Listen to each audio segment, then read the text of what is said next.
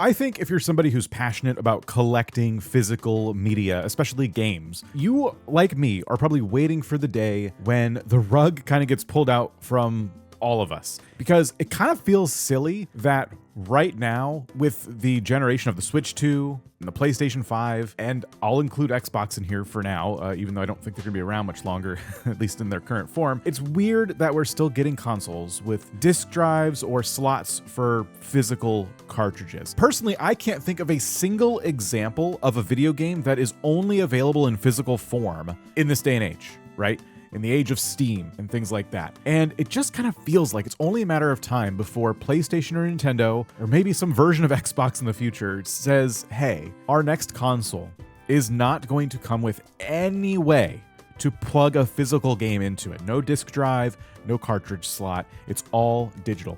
We were already kind of seeing this with digital versions of the PS5 and things like that, and everyone was getting nervous. Will the PlayStation 6 ditch this altogether? I don't know. But for now, I'm doing my best to try and support that side of the market by buying physical games as often as possible. Something I only started doing in the last maybe year or so, once it just hit me, like how important it is after seeing these companies start to kind of like make it more difficult to access older media. Anyway, today that's kind of the crux of the whole conversation we're about to have. We're still buying physical games. Sometimes it's not really possible to buy the games physically. Sometimes it's cheaper to buy a game digitally. So cheap that you feel silly buying the physical version. But how much longer are we going to be able to do this? Now that Nintendo is playing around with game key cards and PlayStation's been selling codes in boxes forever, I don't know.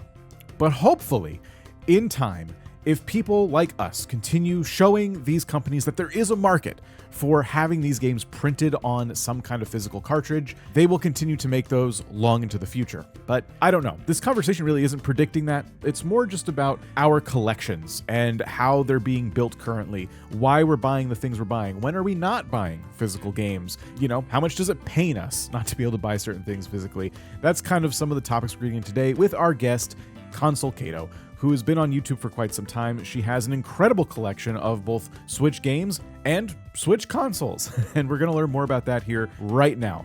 Please welcome Console Caito.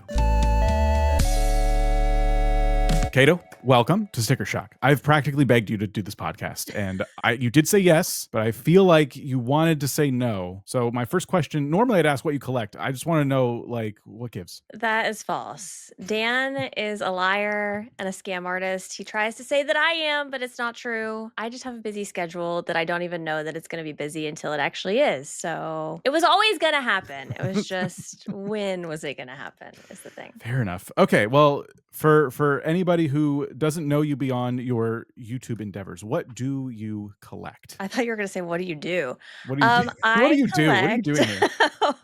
I collect mostly physical and digital games, as well as Switches themselves. I actually collect a lot more than that, but that's really the focus of today, I think. So yeah, lots and lots of games. I think I need to figure out the format of the show so that people can come on and feel like they can talk about their other stuff too, because I'm sure everyone's Mhm. interested. If you collect other things that are completely aside from video games, there's probably room for that. It's hard because then it branches off into, oh, I collect books and vinyl and this and that. And it's just all kind of all over the place. Yeah. Well, excuses for you to reject more podcasting sites in the future, I I was going to suppose. say, well, I'm going to have to come back. The reason I did ask if you wanted to jump on was because you and I got to talking about physical games and how we both discovered, oh, wow, you're actually going out and buying these as well. And I don't know, it sounds like you were kind of like me, where for years I was buying just digital and I Mhm. wasn't even thinking about this stuff. And then news story after news story, and I start to get into different hobbies anyway about I'm trying to restore old little consoles and things like that. And suddenly my standards for the things I buy have become heightened. And now I want to feel like I have more ownership over my things. So I guess that's my first real question is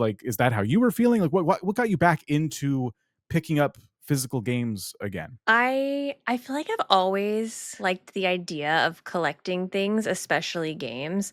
Like growing up, we collected N64 games, NES games, PlayStation, like all the things. We just would always have like our collections of those. We got rid of all of them. I feel like most people did. So it kind of goes in phases of me going from like maximalist to minimalist. And I feel like some of that is kind of influenced by just social media. Like you'll be on TikTok scrolling and people are like, oh, let's all be minimalists now, or oh, let's collect all these things. I don't know. But I do have this underlying fear of my games no longer working or being accessible to me. And I don't know if I'll ever play them again, but just knowing that they wouldn't be, I don't know. I don't like that. I don't like that I've paid for something and then one day I might not be able to even access it. So for a long time, I was just getting the physical version of like Nintendo games, like the big ones, like Zelda, Mario, those specific ones. And then I would kind of just get digital everything else. But more recently, I've been getting just random stuff. Like I randomly bought Cooking Mama the other day because I saw it. And I kind of just like the idea of having all my little cozy games physically. I feel like it's multiple different reasons. I also, my son has a Switch 2, and I like building his collection. And so that makes things more complicated because normally you would be like, we can share this game. Yeah. Well, no, we can't because mom has her collection and then you have your collection. And I don't want one day later down the line for us to have to be like, okay, whose game is whose? We're going to have to split them up. And then I got to give up all my games He's because off to they're college. his. Yeah. Like, well, I'm taking these with So me. I normally have to buy 2 of each. I was gonna say it's smart to get the physical edition if you're sharing with somebody in the household a lot because you can just hand it to them. But you're saying no, you actually buy 2 of everything. Yeah. That's a step further. It's a lot. I know that's totally unreasonable of me, but I just like the idea of having my collection and then him having his collection. So when he goes off, like you said, he'll have his games to take with him because I'm not going to ever let him sell them. So Right.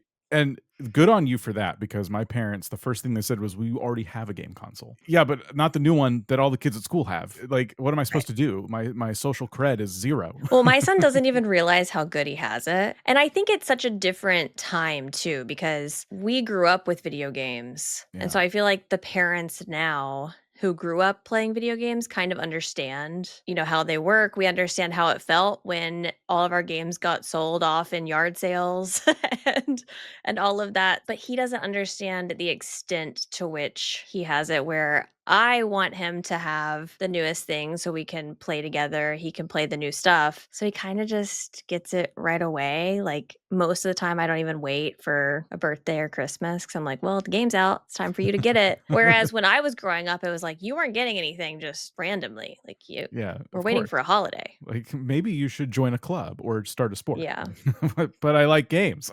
right.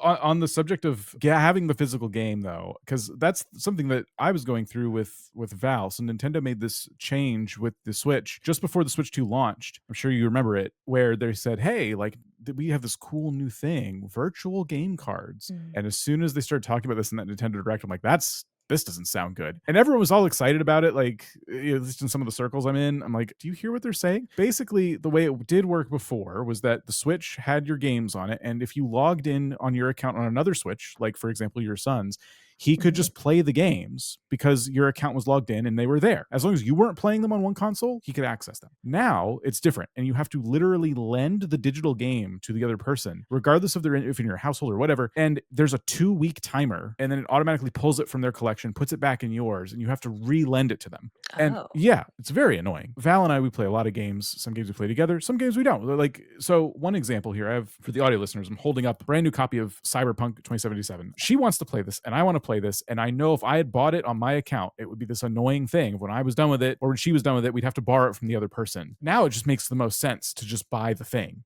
And here you go, wife, you can right. play this. Thanks, husband, I'm done. Here you go. Like, just a very normal thing.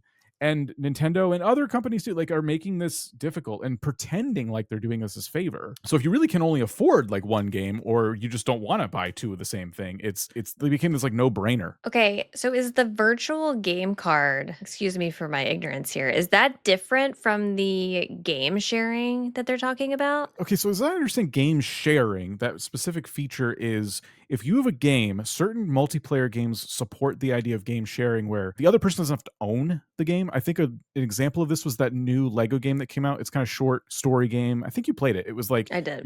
you're a tiny little Lego brick and you play co-op with somebody. I Yes. think that game supports game sharing. So if I'm not mistaken, only you would have to buy it and the other person could download it, but they can't really play it without playing with someone who owns it, right? I think that's game sharing or similar.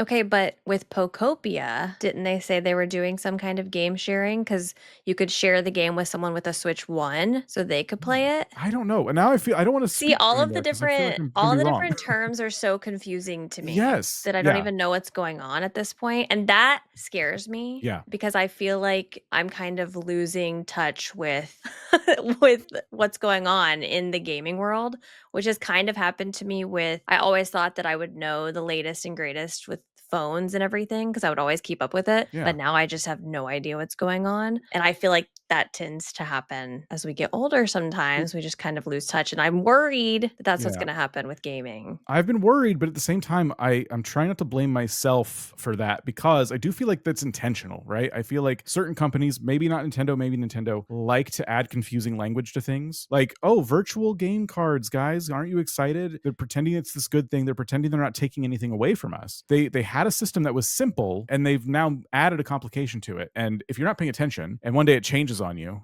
which is what I saw on Reddit, people were like, what happened? I can't play these games anymore. It's deliberately confusing. And I try not to blame myself. Maybe one day I get old enough to where I am out of touch completely. I feel like as millennials, we do have the distinct advantage of just being in the thick of it as everything's just rapidly Mhm. changing constantly. But I don't know. Because you're bringing up some good questions and I don't have answers to them. So maybe, yeah, maybe we're deliberately being confused, or maybe I should just look this up, but I don't want to because I'm recording a podcast right now. Right. Well, because 'cause I'm still confused about the virtual game cards because are those the ones where you go to the store and you buy it's a card? No, that's a game key card. That's a game key card. Oh, that's different than the virtual game card. Isn't that fun? Oh, see, this whole time I thought those were the same thing. Everything is a virtual uh No. everything is a virtual card. Everything. If you buy it Okay. digitally. So anything you get digitally, whether it's a game key card or a digital game, it's a virtual card. And you can go into your Switch and see all the virtual cards you have. There's a button on the bottom bar with all the the row of buttons. One of them, you click on it, it'll show you all your games in the form of these little virtual cartridges. Oh my gosh, like, my mind is blown right now, I'm so confused. Okay, so let me get this straight. If I have 2 profiles on the same Switch Yeah. that say okay, so I've got mine and then Todd's, my husband's. If I buy the game on my profile, do I have to then lend it to his profile? Or if it's on the same Switch, he could play it? Or is it I only if it's a different Switch that you're lending? I think it's okay. So I think if you're sharing in a Switch, you can definitely play each other's games because that seems Okay. to be the case. I have two Nintendo accounts on one Switch, and I can just like log into the game regardless. Okay. But I don't do that often, so I'm worried about the comments I might get. I'm speaking definitively about anything right now because I thought I was prepared, and I'm Yeah. realizing I'm not at all. Well, good. Everyone just leave us comments about how wrong we are. Yes, yes. I'm If you're used to that. listening in the audio podcast, leave a 5-star review on Apple, and while you're leaving a review, tell us about being wrong. Game key cards, though, since they got brought up, yeah. So game key cards, basically, for anyone who doesn't know, is a physical game in a box without the game being married to the cartridge. It's just a cartridge that says, "Oh, here's the verification that you bought this. We'll let you download it from the internet now." I see Okay. these as less than useful. Like I think in a world where we could reduce plastic waste by any means necessary, this is like not what we should be doing. Right. Like I'm Okay, gonna but drive is to the store and buy one of these. It's is the nuts. reasoning for these that they can't fit all of the game data onto the cartridge itself and like without spending more money to produce them, they're just trying to save money on the production of the cartridge, correct?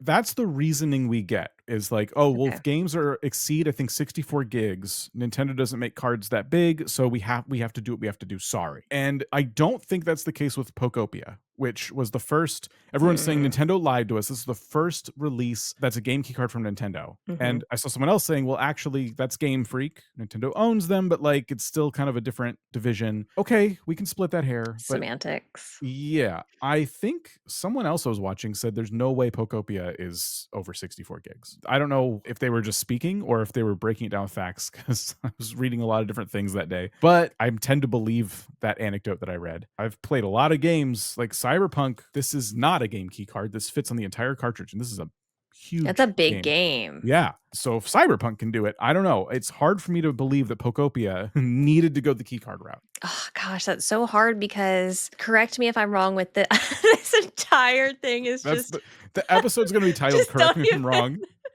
Yeah. how games are now with the PlayStation. So I do have a PlayStation. It's kind of the same thing, right? Like you get the disc, but when you get home, you can't just put the disc in there and play like you used to. It Right. has to like download. And I don't know if it's downloading to my system or if it's downloading from the internet or what, but I feel like it's kind of the same thing where it's not really all stored on the disk. It has to get stored onto the system. So that's kind of the same thing to me. So I feel like I'm used to that concept. Even though I don't like it, because then it's kind of just back to the same thing where now I still don't actually own anything or have access to anything. If they no longer support their system anymore, for Mm. example, like the 3DS, then what?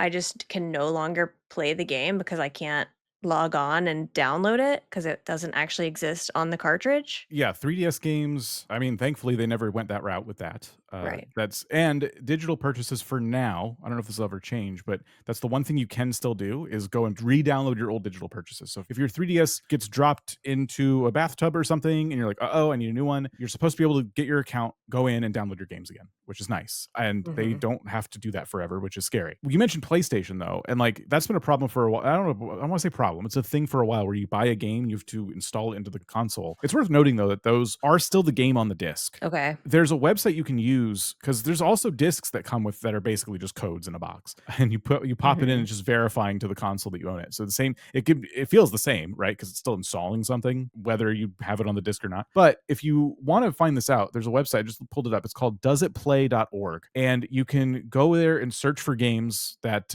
have physical releases, and it will tell you more information about it, like if the game is on the actual disc or cartridge or if it's a nonsense plastic that you bought. Right. I don't like it because it's like if I'm going to buy the physical, it better be on there. Yeah. Otherwise, why am I doing it? Why am I not just buying the digital version? Because there's no benefit to me. I mean, what? I just have this cartridge. I feel like it's one step up from the cases that you buy that just have a redeemable code. You know how Yes. like Dreamlight Yeah. Valley has just like the case and then it's just actually a code inside. It's not even a cartridge. Yeah. I feel like it's one step up from that. It's kind of the in between. Yeah, fans of key cards will say, well, hey, if you get this, like in the case of Dreamlight Valley, you couldn't do this, but with a key card, the idea is you can trade it in. And it's like, hey, nice solid you did for GameStop there. That was very nice of you. But Okay. So something's on the cartridge then. it is just like a digital code. It's just telling the console, "Oh, They that's have it. Kato's, yeah, game." If you try and launch it off of your Switch with the card not in the console, it won't launch. It'll be like, "Nah, get your card," even though the Okay. whole game is installed, taking up hard drive space on your console. And that's what bothers me the most about it. Because Wow. the Switch requires the faster memory cards now, which are very expensive. And you're telling me that I still need to like buy certain games and they're still going to install on that memory, that really valuable memory that I have. Yeah, so it's like taking away the benefit of actually buying it physical because you're having to download it anyway. Yeah, but I understand why someone would prefer to at least have the option to trade things in. They're not going to consider themselves collectors of games. Like I consider games an experience. I want to enjoy them once, and then I want to get rid of them, and get a new game. I want to play the new thing. Mhm. Totally understand. And for them, I am happy that they have an option where they didn't before. But it does still feel like there are games, and I maintain that I believe Pokopia could have been one of them that can fit on the cartridge, and it's literally just a cost saving measure to just print it on a nothing. I'm so curious the price difference between the bigger cartridge that they would need to store all this stuff. Yeah, Like, are we talking dollars? Are we talking tens of dollars? You know what I mean? Because yeah. the games you're already charging 70, $80. So, what do you mean? In most cases, they're charging the same price for a physical game and a digital game, which Mhm. completely like shoots down the argument to me that's like, well, we had to save money. It's like, I get that the cartridge doesn't have enough space. That's fine. That's a Nintendo problem that they probably are not in a rush to solve. But to say that you're trying to save money is like, what? What? I want to show you something since you brought it up, because this is kind of maybe for indie devs, maybe it does make a difference. So during the big sales that just passed, as we were like, getting into Black Friday and everything, I was looking at some games, and there was a couple games that I wanted to play for a while called Turnip Boy Commits Tax Evasion and Turnip Boy Robs a Bank. And these are really fun. They're adorable. They're really funny. These are the digital versions on the Switch eShop that we're looking at. If you're listening to the audio version, it's both games in front of us right now, $2.99 for Turnip Boy Commits Tax Evasion and $7.49 for Turnip Boy Robs a Bank. Very, very, very affordable when they're normally like $15. What I was shocked by was that for this indie game, both of these indie games, like for one of them on Amazon, there was a physical release, because I always look for that now. Is there a physical of it? And it was $19.99. That was on sale, down from $30 for Turnip Boy Robs a Bank. Just one of them, not both. And Wow. which one do you think I bought? I don't know. I definitely went digital. You went digital? I had to do You it. couldn't justify it?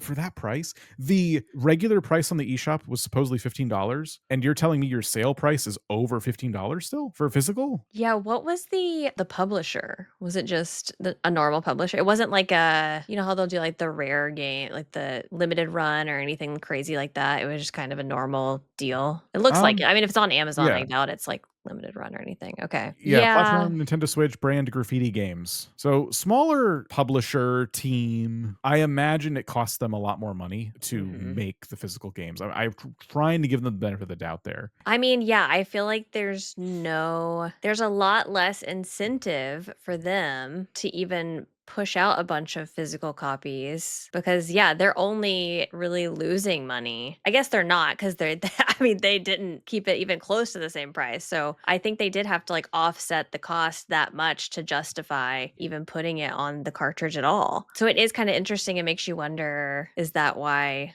a lot of these indie games don't even try to do physical because it's just so much easier to just do the digital version? Yeah. Plus, if you're like used to Steam sales, there are no physical games for Steam. It's just the Steam marketplace. So it's like, well, if I'm going to put it on Switch, I guess I'll just put it on Switch and they can just download it. Yeah, and I will say, like I said at the beginning, I collect both digital and physical games. I know that I have said that I do prefer the physical option, but then at the same time, something about having it all right there, just feels so good, especially with a handheld. And I Yeah. am a sucker for an eShop sale. I used to be a lot worse, and I would just scroll through and I would see a game that looked mildly interesting for $2, $4, $7, and I'd just be like, oh yeah, add to cart, add to cart, add to cart. Well, I couldn't do that on the eShop. Let me take that back. I would add it to cart, buy one, add to cart, buy Yeah. one at a time because I couldn't. Nintendo is the weirdest company in the world. Like, who doesn't have a cart? What is that?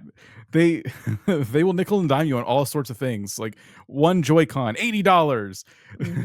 But when it comes to e-commerce, there's no cart. I did notice that as well. I bought probably 4 or 5 games during the sale. Yeah. Like, why do I have to do this one at a time? I know what I want. It's awful. Because then I also like to have the option of adding a bunch of them and then kind of looking through and deciding which ones I want. And you can't even do that. I have to write them all down and then make my decision and then buy them individually. I don't I didn't know. even think of that part too. Yeah, you have to like set them aside. It's I shop like frustrating. that a lot on like Amazon and stuff. Yeah, I will put stuff in my cart that I don't necessarily intend to buy because I'm probably comparing it to something else. I could watch it for later. Well, whatever. Just put it in the cart, Yeah. Nintendo makes that difficult for some reason, and somehow they're doing pretty good. I just Uh, can't believe the eShop hasn't gotten a makeover. yeah, it is. There's an archaic feel to it in some ways.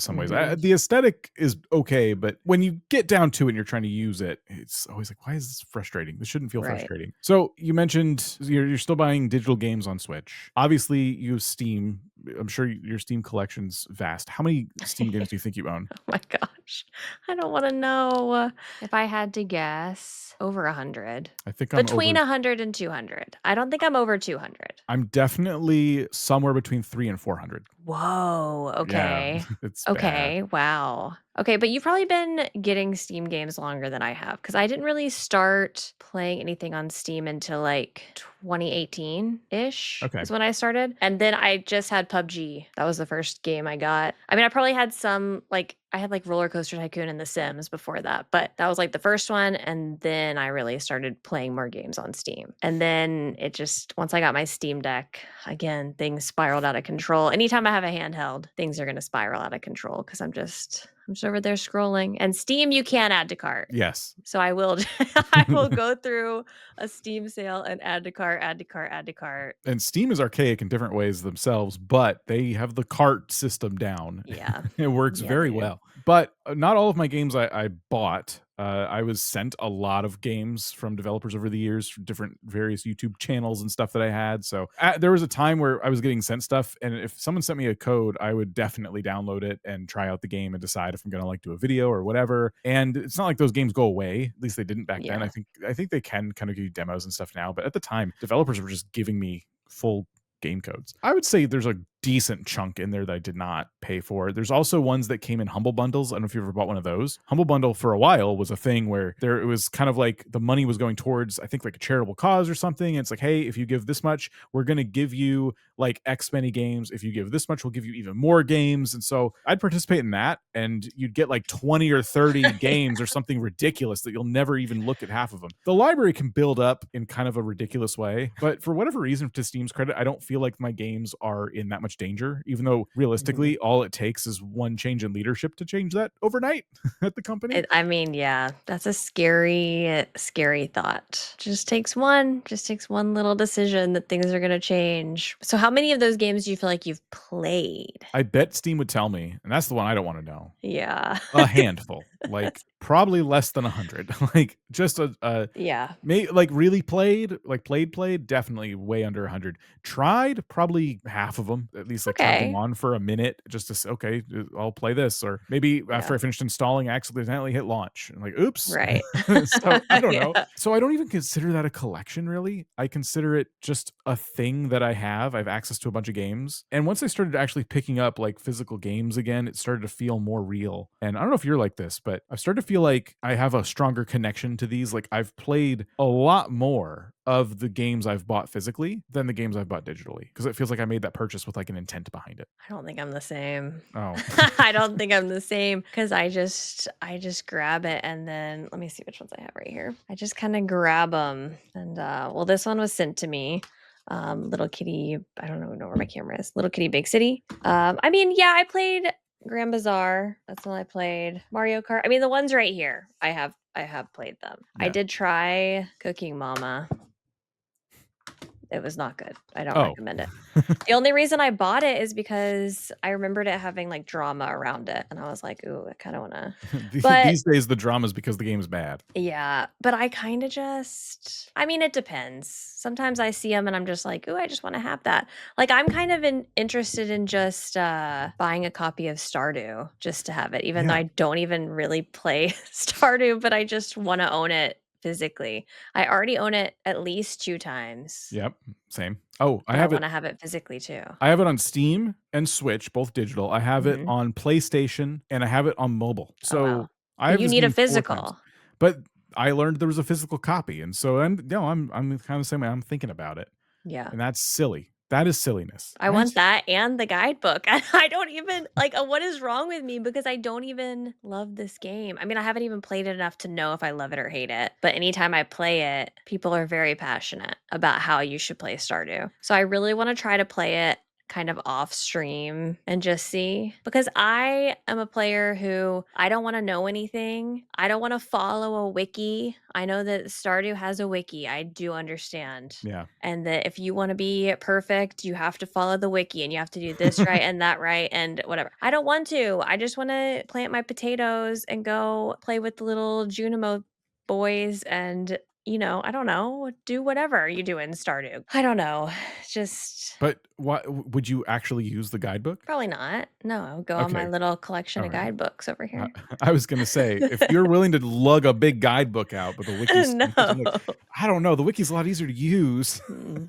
No, I just like the look of it. Do you ever buy a game you already have because you like the developer, you wanna support them? Because I Yeah. feel like that's why I would buy Stardew, I think, at this point. Yeah, I would do that, especially like indie games. I would like to buy those physical. Yeah, especially ones that cuz like you, I've had some sent to me. And so especially if they've been sent to me, then I do like the idea of like purchasing them separately so I can Yeah. support them too. I like that. So, you said you don't play a lot of the games. I talked about this in a video. I think you should try this.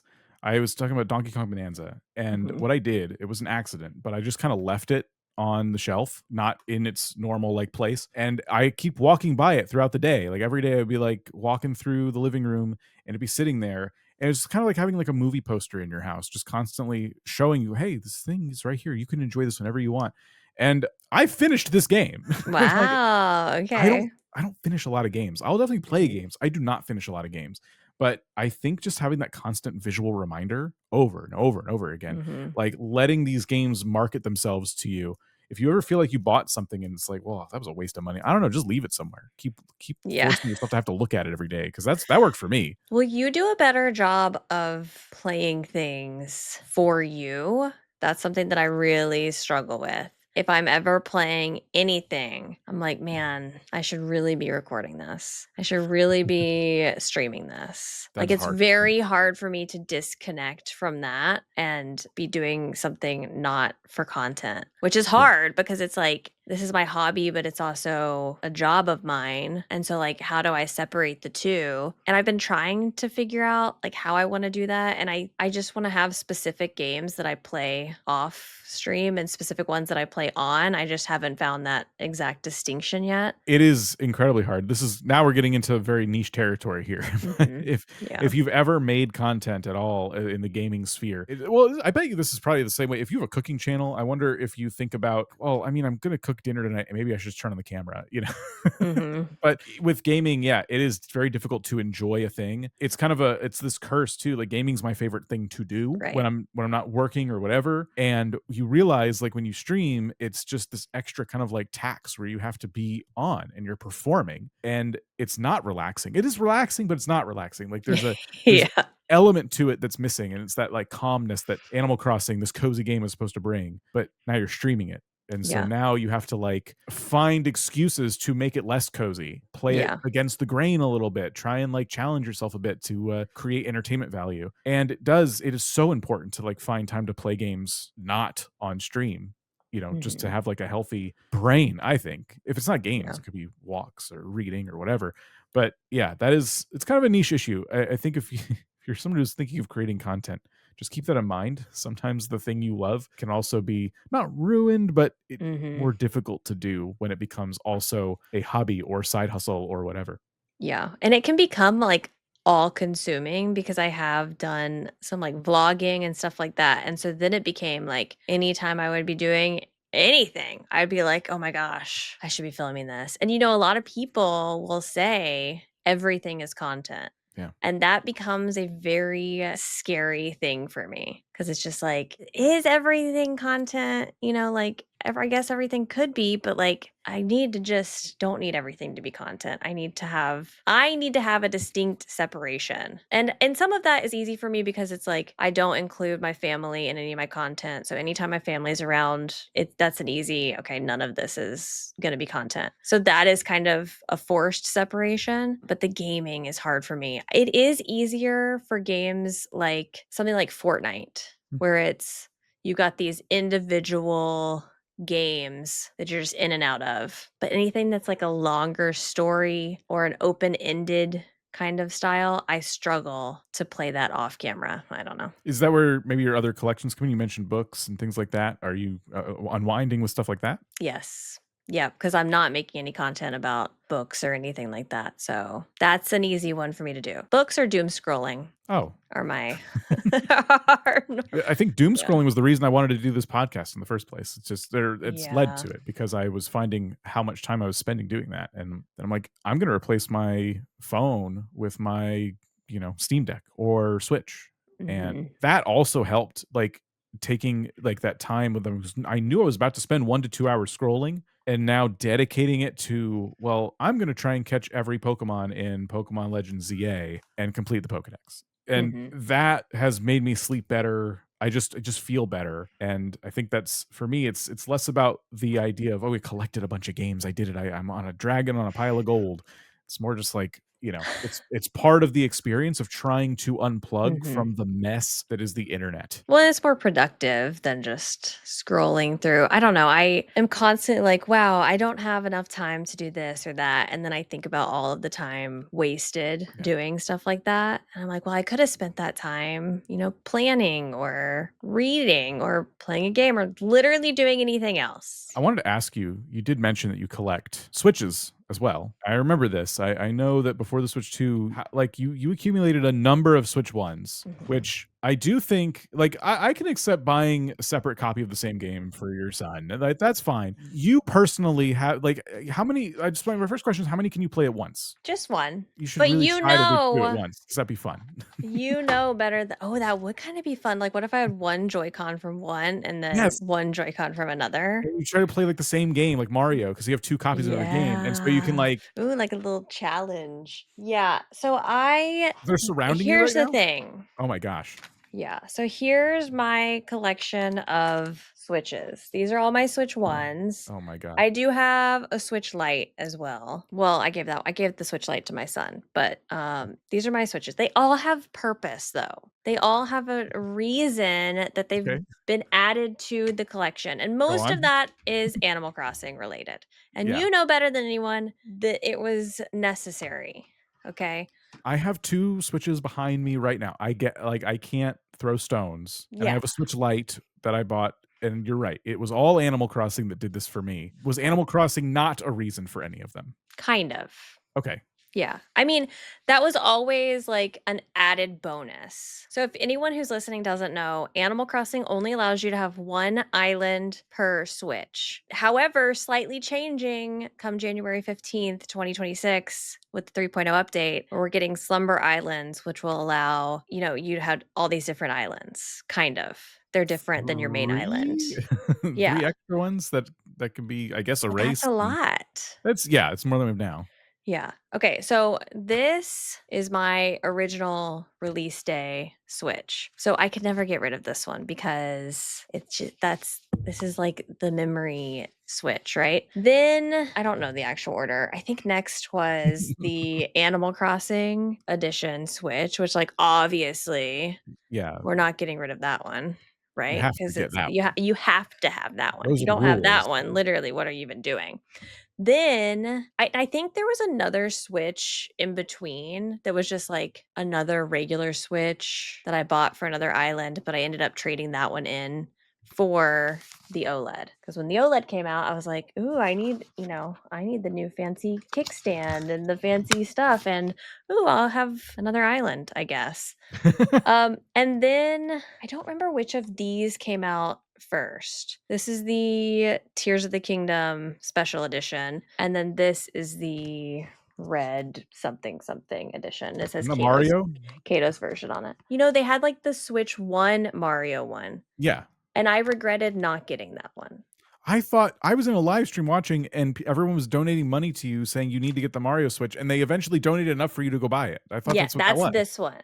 Okay. But I So don't it's not the remember. Mario one? This isn't that Mario one because I regretted not getting that original Mario Switch. That was like the red and blue one. Yeah. And then they came out with this. This is the red OLED. But I Oh. don't remember what this was for, like why they released this.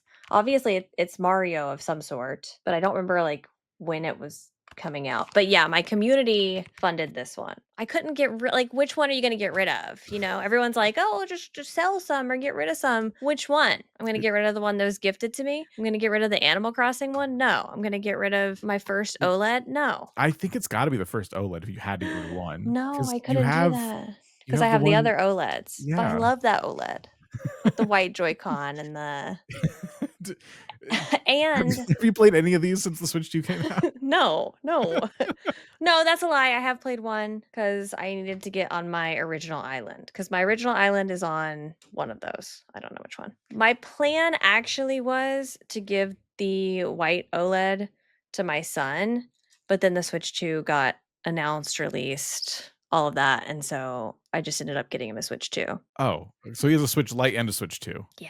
I can't Yeah. shame anyone for having anything. The whole point of the podcast is collecting things, so I got to be nice. Right. But It's just I a little bit of a ridiculous collection, that's all. it just leads me to my next question, which is, Mhm. are you going to get the first special edition Switch 2 that comes out? It depends on what it is. It Splatoon. depends. I probably wouldn't get a Splatoon one Okay, what else because do I we have? held strong. That's the thing is everyone's like, "Oh, you're just gonna get whatever." I didn't get the Splatoon one. There were so many. I didn't get any of the Pokemon ones. I have held strong on so many. I don't have all of them. Look, I'm not a crazy person. I don't have every single one. Just a couple. Our listeners do have every single one, though.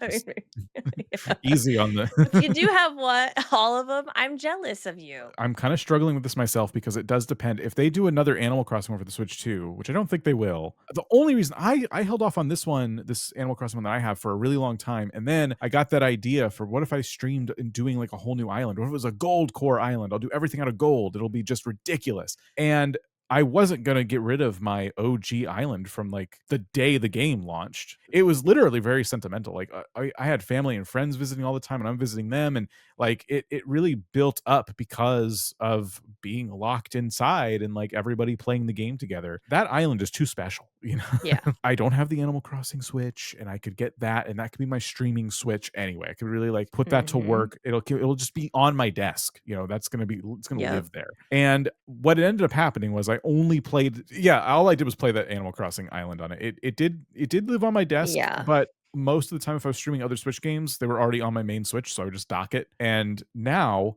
what I did is I have my Switch 2. It is on my desk. I even use putty to like make sure it doesn't slide around my desk. So everything's locked down. It's not going anywhere. And I bought another dock for my main TV, and I bought another dock for a smaller TV in another room. Wow, you're collecting then docks now, I I'm guess. collecting docks. And then of course Val has hers and she has hers like on her desk. So she, you know, now we have like multiple docks and we can like, because that feels nice and easy to like grab your Switch and dock it.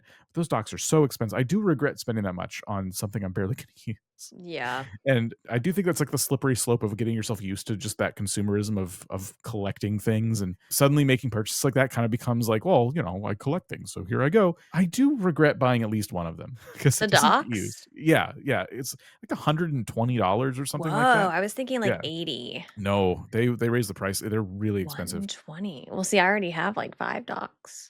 But you So can't use the Switch 2 in them. Yes. Okay. So, yeah, I was about to complain about that because how annoying is it that I have? So, I basically, if I'm being realistic with myself, I have 2 different islands that I use at this point. I've got my newer one, which is like a vanilla island, no time traveling. And then I've got my main one, which is my day one, like back in 2020. And how annoying is it that I can't use the Switch 1 in the Switch 2 dock? Yeah. So, anytime I want to stream it, I've got to switch out my docks and put the other one in. I mean, first world problems, but man, it is so annoying. And I can't have them both hooked up at the same time because I use the same capture card for it. And I know it's Yeah. just changing like 2 cords, but man, it's annoying. No, it is annoying. These are streamer problems, but yeah, this is very annoying. I completely relate. Everyone listening is just like, okay.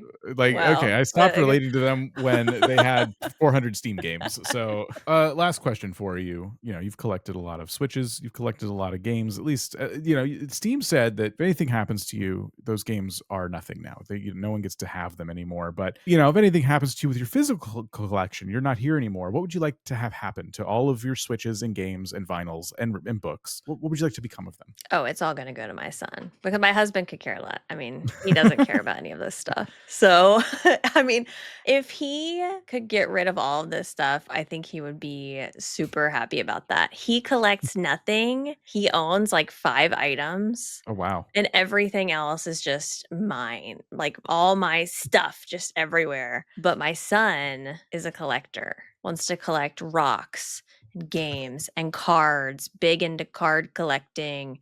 So yeah, it would all go to him. He could have all of it. No, I'd get rid of the books. He doesn't need those. He Wait. doesn't need those books. Doesn't need any books? Not those books. Okay. It's I was going to say no books at all. No, he loves books. Okay. But yeah, I mean, he can have my Harry Potter books and all that stuff, but Caito, thank you for agreeing to jump on the podcast. I appreciate it. As your collection of books and vinyls continues to grow, we'll have to have you back. yeah, thanks for having me on. I really appreciate it. Where can Finally. people find you? We did Yes. Where can people find yeah, you? you can find me literally all over the internet at Console Caito, YouTube, Twitch, X, Instagram, wherever. It's all Console Caito. All right. Perfect. Thank you. Thanks. Thank you for listening to Sticker Shock Collector's Edition. You can learn more about this episode and our show by following us on Patreon at patreon.com/stickershockpod, where you can subscribe for free to see our show notes and more. You can also find us on Blue Sky at Sticker Shock Pod as well. This episode was edited by B-Bell. Our podcast artwork was created by Han, and our music by composer Cleo. We have new episodes every other week, so hopefully we'll catch you in the next one.